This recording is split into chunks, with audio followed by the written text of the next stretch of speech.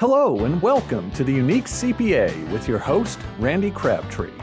Our commitment is to our thriving community of accounting professionals who are physically and mentally healthy, fulfilled, and energized by their work, with the ultimate goal of elevating the reputation of the best profession in the world. The Unique CPA is brought to you by randycrabtree.com. Log on to learn more. Today, our guest is Matt Rampe. Matt is partner at Rosenberg Associates, where he advises CPA firms across North America on strategic planning, partner compensation, profitability, leadership, and change management. Matt, welcome to the Unique CPA. Thanks for having me, Randy. Pleasure to be here. Yeah, I was thinking about this before we went on. I've known of you. I feel like I've known you for quite a while, but I think the first time we actually talked was I was talking to your wife on a Zoom call a month or two ago, and you were on the background. Is that the first time we talked, or was there another time? I think it is, and I think I kind of ducked down into the Zoom call, and I think likewise. I've known of you for a long time and heard through Kristen, but I think that was the first time we put face to face. Yeah, well, and I was very happy we did that. And I was happy that we got this scheduled too. So, yeah, absolutely. This is going to be a lot of fun. The thing I think we're going to talk about. But before I tease what I think we're going to talk about today, because I never know until we get into this. So who knows what we're going to talk about. But before we do, give us a little more background on you and I guess your journey, how you became this guru to accounting firms and that. So I'll let you jump in and give us more info. Yeah. Well, I think my journey, I'll go back one step because I know you like to talk about people's journeys. So I went through college. I started in Boston, actually, and I studied English and sociology, and I started changing majors, and I studied economics, and then dropped out and I studied art, and then I moved across the country and finished in accounting and finance. So from the undergrad perspective, I was always fascinated with sort of two discussions: people and business, practicality. Those weren't married until later in my life. Right. So those themes. Then I went into business valuation. I was living in San Francisco. I worked at Frank Rimerman doing business valuation for startups. So I was using that analytical side of my brain. I loved it. I learned how CPA firms operated. We had kids, twins, and moved back to the Midwest where our parents were. I did business valuation again. I did litigation support and learned a lot of important lessons about hard conversations. And again, another CPA firm. But at that point, and in part through the litigation, I saw a lot of firms being destroyed. I saw partnerships divorcing and not well, if you want to think about it that way. And I thought, I don't want to be a part of that side of things. I can make money doing that, but I want to be more part of the solution. So I started to study coaching. And I did leadership coaching, and I eventually joined Kristen consulting with accounting firms on how do we do work better? And I think, again, it was calling back to those people questions. How do we treat people humanely? We all go to work, right? Like we spend a lot of time at work. We have a lot of relationships at work. How do we do that well and generate the economics and the business results? And so I think that's always been playing in my mind, and it's turned into strategic planning and partner coaching and all the rest. Nice.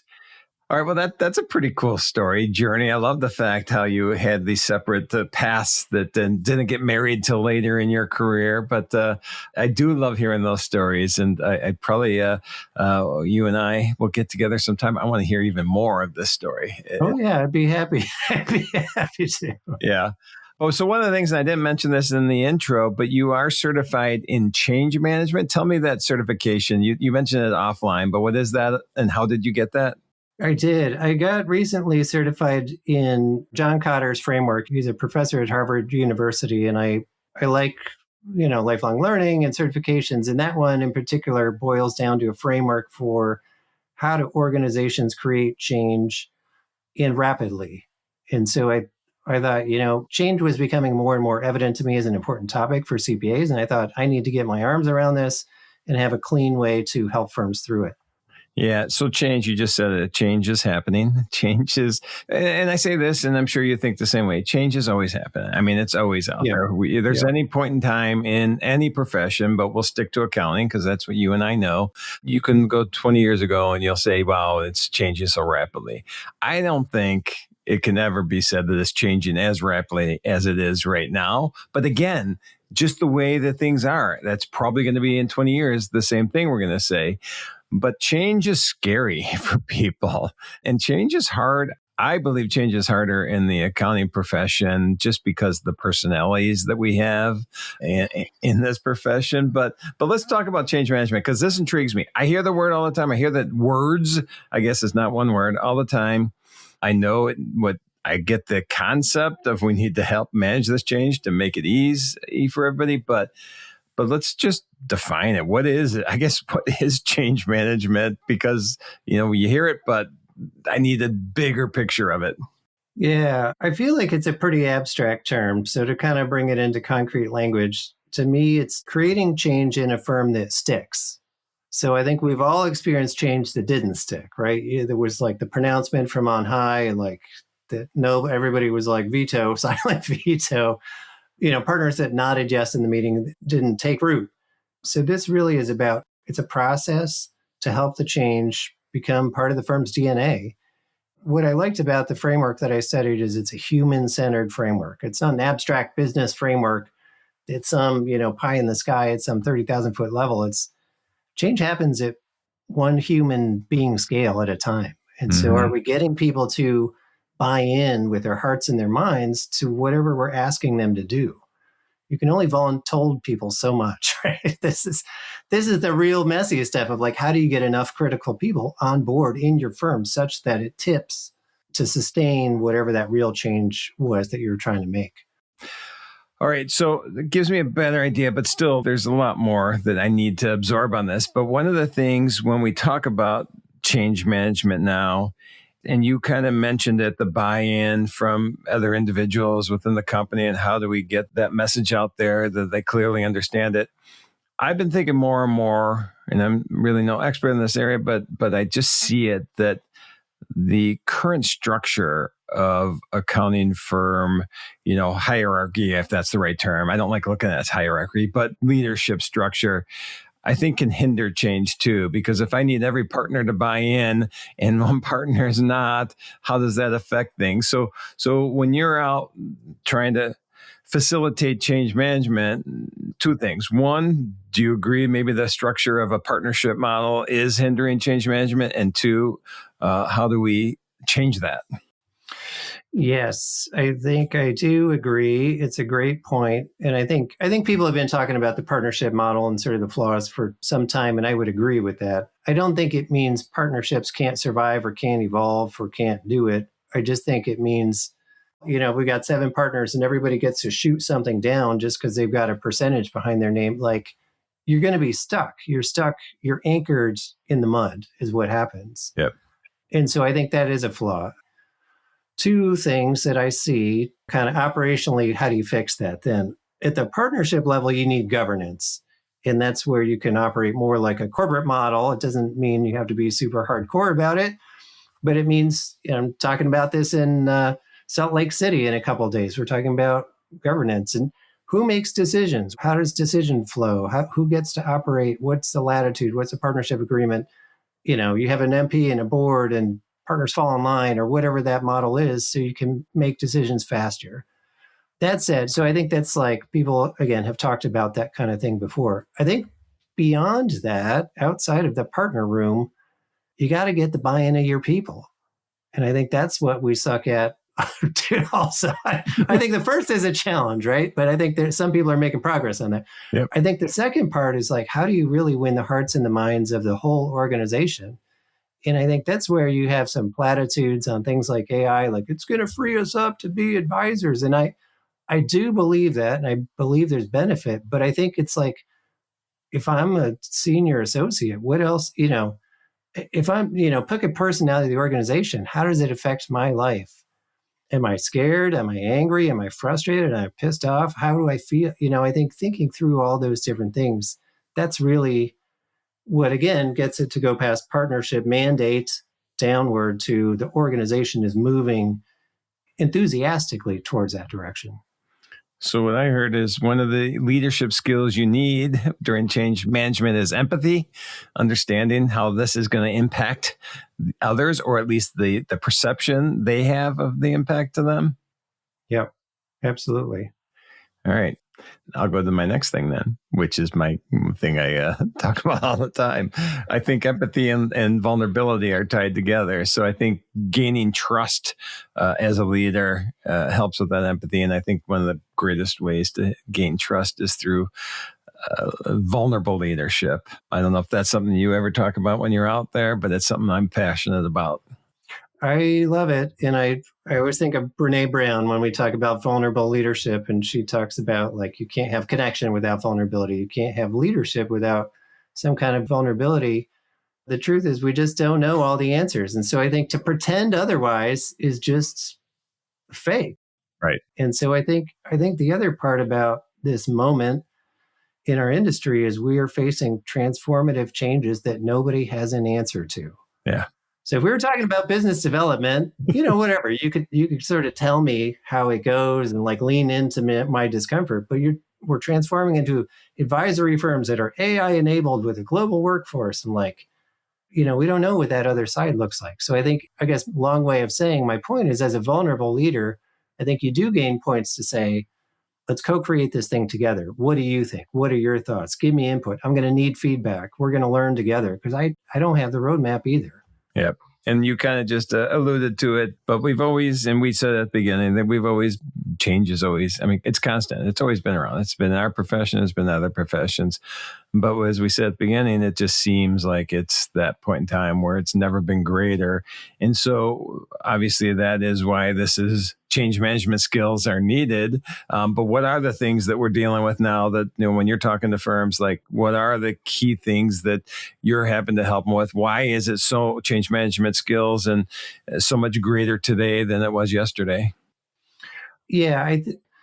What are some of the changes we see firms dealing with today? Yep. Move to AI, right? Everybody's racing. Every time I do strategic planning, people feel behind on AI, whether they are or not, they feel behind on AI.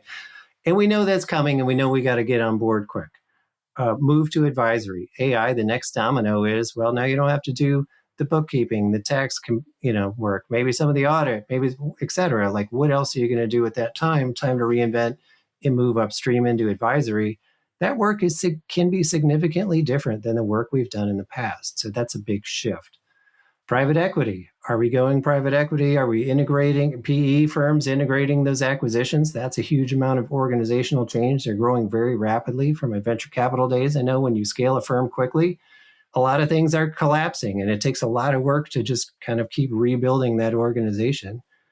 Global workforce, succession, generational changes, those are there too, right? And any one of those things would be major changes.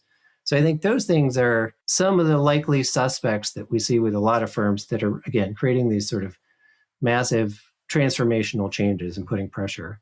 Yeah, and we do have that convergence of all these significant changes happening at once.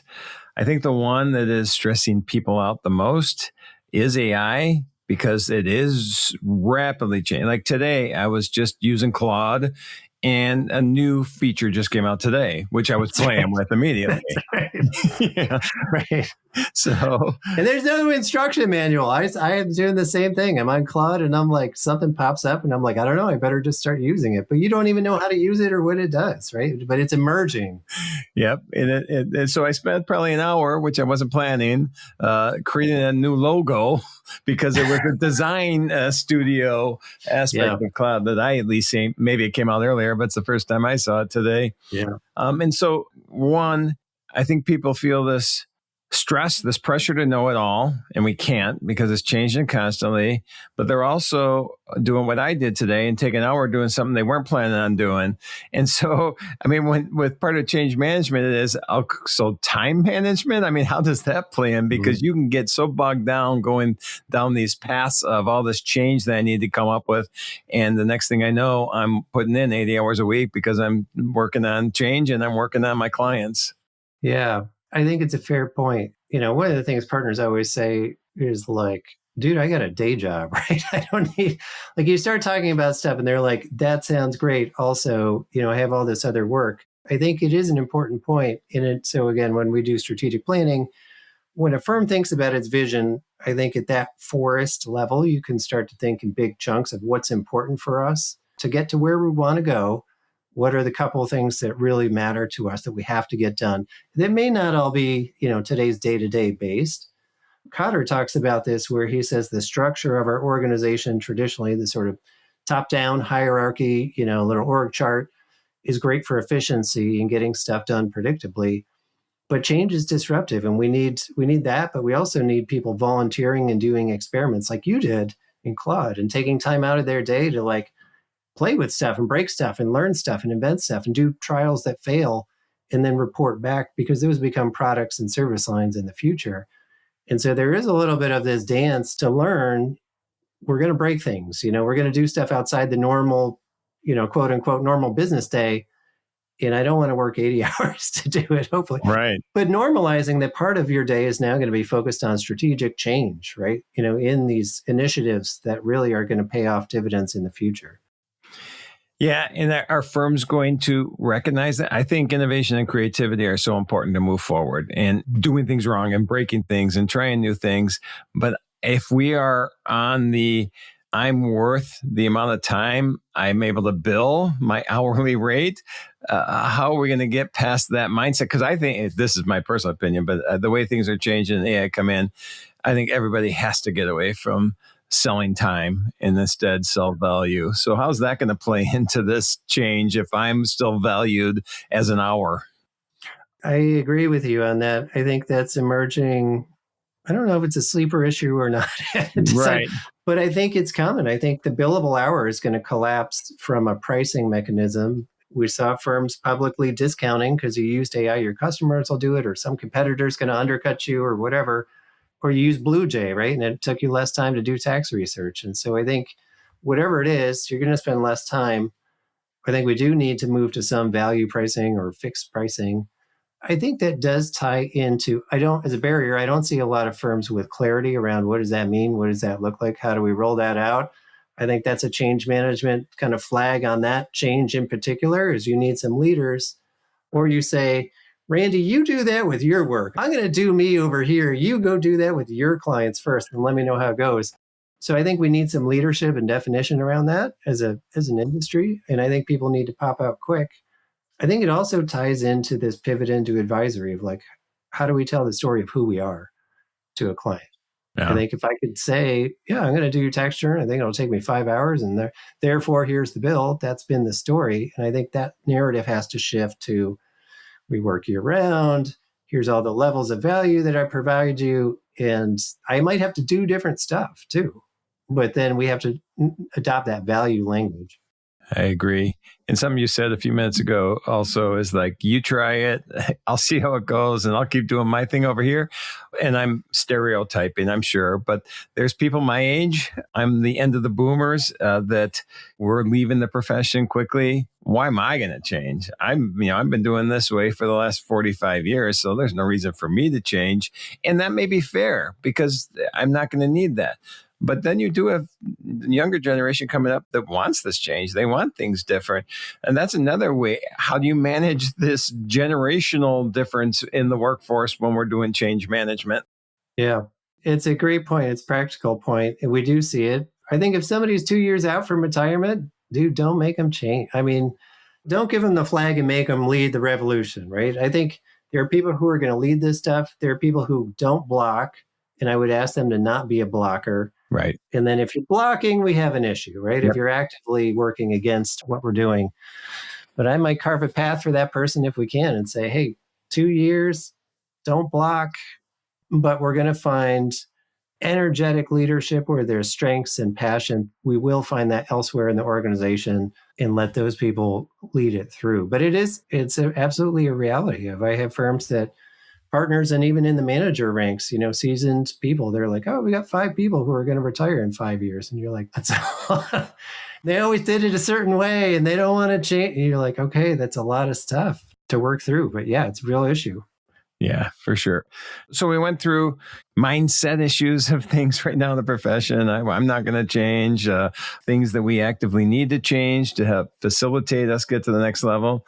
But what are some of the things that you see that firms are actually attempting right now from a change standpoint? And whether they get right, I guess is important, but also maybe where they're making mistakes.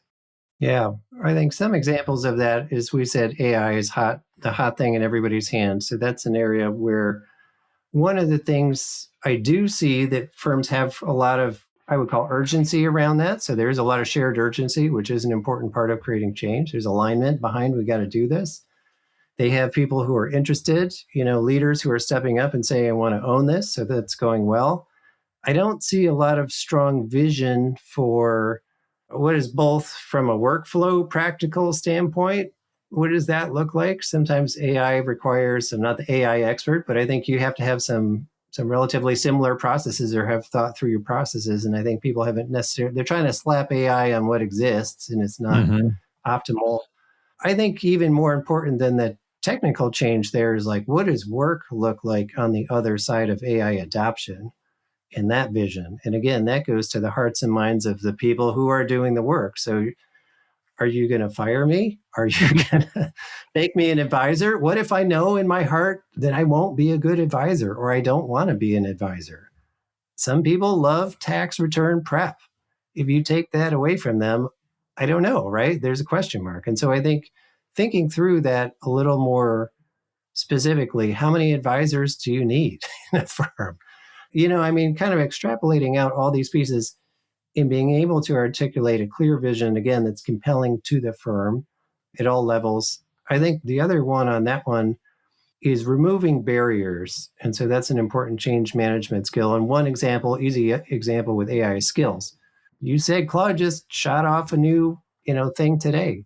Do people know how to use AI in a way that really they're comfortable with, is within our AI policy?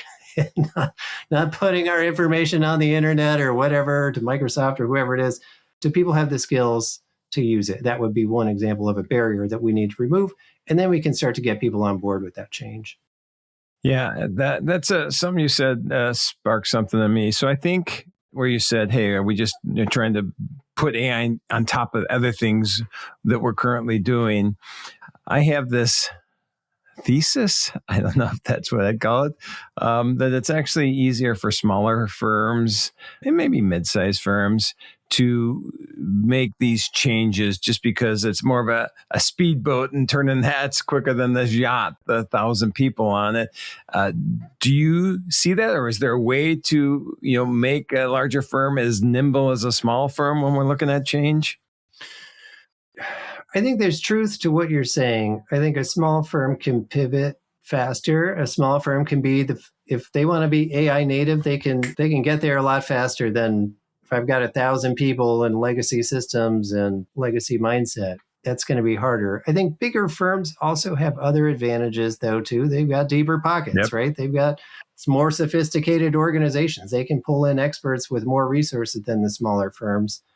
I think a larger firm, again, almost needs that R&D function to say outside of business operations, we've got people working on it, and then that gets appropriately rolled out. And one of the things in the framework is generating short-term wins. It's almost like a pilot, right? You say in 90 days, we're going to do a sprint. We're going to define a specific objective for AI, let's say, as an example. We're going to do this project, and it's going to convert 2% slice of our business to AI embedded. And then people are like, oh, wow, like that's cool. And then you go another 4%. And then you go another 90 days, another 180. And you keep rolling out initiatives and it builds practical wins, but it builds momentum through the organization and belief that like, this isn't just, stuff on the wall. This isn't just posters in the lunchroom. This is really happening. I can see it. I can feel it. I want to be part of it. Yeah. As I said, my thesis is that, but there's things that go against that too. A friend of mine is managing partner of a top 20 firm, and he and I were on a panel together recently, and they are super innovative when it comes to technology and all that. And so I've seen it. Now, maybe it's a little harder for him at that size, but I also have a friend who she came from tech. She is a CPA, but she came from tech, was working with a tech company and decided, her own thesis is I'm going to, from the ground up, build an AI, like you just said, AI native firm. And it's really cool to watch what she's doing. So I kind of like watching both of those and see where they're going. But somebody who specifically, a year ago could go in and say, this is what I'm going to build. I think she has her thesis. It's pretty cool to watch. And I think there's those opportunities now with all the change happening for people to go and start this firm of their, some people call it their lifestyle firm or whatever, but these firms of their dreams. So it's a pretty cool time in the accounting profession. If you're willing to change, if you're not, I'm sorry, but you're going to have some problem. I assume you agree with that. If you're not willing to change, I think you're getting passed by. I agree. Well, and I think I heard somebody say recently, change will never be this slow again. Right. And I would agree. That's kind of how you opened up. And I would agree. I think the pace, not only the volume, but the pace of change is accelerating. And I do think I'm an optimist. And I think this is a moment to reinvent ourselves as a profession. And I think the world is pushing us in the crucible to reinvent. We may not have a choice about that, but I think it becomes an opportunity to say, who does the work? What type of work do we do? How do we deliver the work?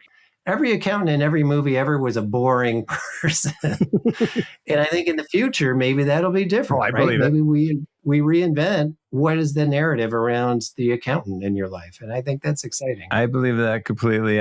Speaking of change, I think you may have heard this, but people listening too. I'm going through a change right now, retiring from the company. I started Trimerit at the end of July. This will probably run shortly before that period in time. But I'm super excited about what's next because I'm very lucky. I can team up with these companies that are, I think, going to have a major impact, or at least the way they're going right now, a major impact on the future of accounting on a positive standpoint, the accounting profession, the people in it. And so just seeing, and honestly, the companies I'm working with are all innovative 30-year-olds out there doing these cool things. It's super exciting to me. So where you say we are at a point in time where it is super exciting this profession's changing, the people coming in are going to be different. It is, and nobody can see it right now probably, but I got a huge smile. I think this is a really awesome time to be in the accounting profession. All right. But so what my point was.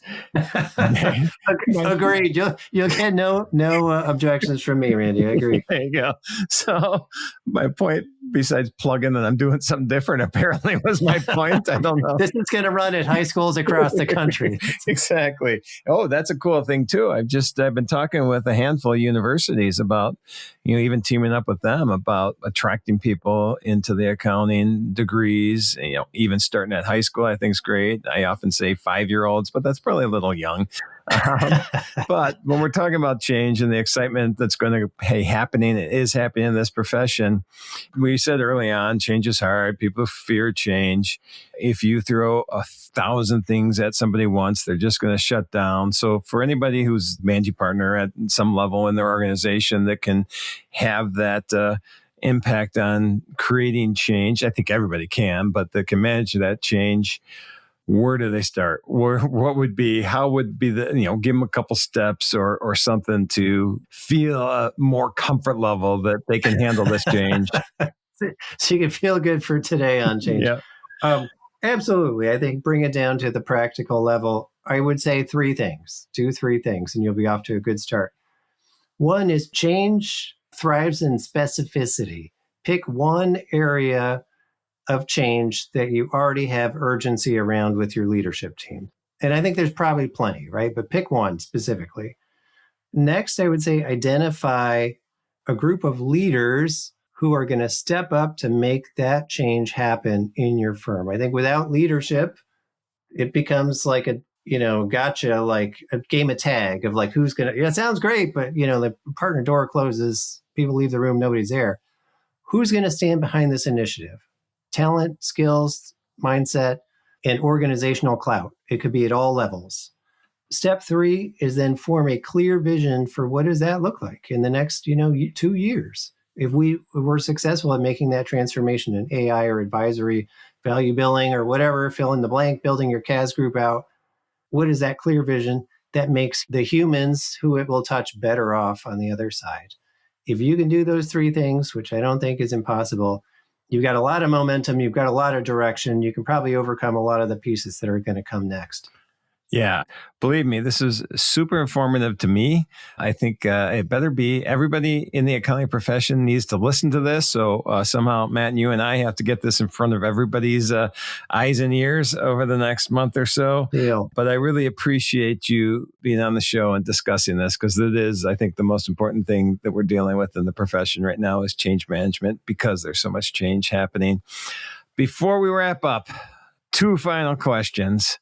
First is, we just did that whole discussion, amazing things, talked about the accounting profession, but you and I are not thinking accounting profession 24 hours a day. And so when you're not doing this change management or other consulting you're doing with firms, what's your outside of work passion? What do you enjoy doing? I would say maybe 2 things. Kids and family, for sure. Yep. I love my kids. I have twin boys. I love them. They take a lot of my time, Randy, for being honest. I love them. I love the family. And physical fitness, I have found as I get older, and I've always enjoyed it, but it's the foundation, right? It's the foundation. I think without that, when you have, and I've had a health scare, when you have a health scare, you realize that's the foundation everything else is on. Mm-hmm. And I enjoy lifting weights and swimming and bodybuilding and all this stuff, different stuff. So, yeah. Nice. Those are good ones. And then lastly, if they want to hear more about you and what you're doing, working with firms, change management, all the other things you help with, where would they find out more about you and the organization? Our website, Rosenberg Associates, would be a great place. LinkedIn, I'm there, or find me at a conference or a webinar or a podcast like this one. But yeah, reaching out through the website is probably the first place. Got it. Well, Matt, I really appreciate you being here. Thank you for being a guest on the Unique CPA. Thanks so much for having me, Randy. It was a pleasure. Thank you for joining us today on the Unique CPA. You can find the show notes for today's episode and book Randy for your next keynote or event at randycrabtree.com. Remember to subscribe and leave a 5-star rating on your favorite podcasting app. And join us next time for more expertise and insights on the Unique CPA. Professionalproductions.net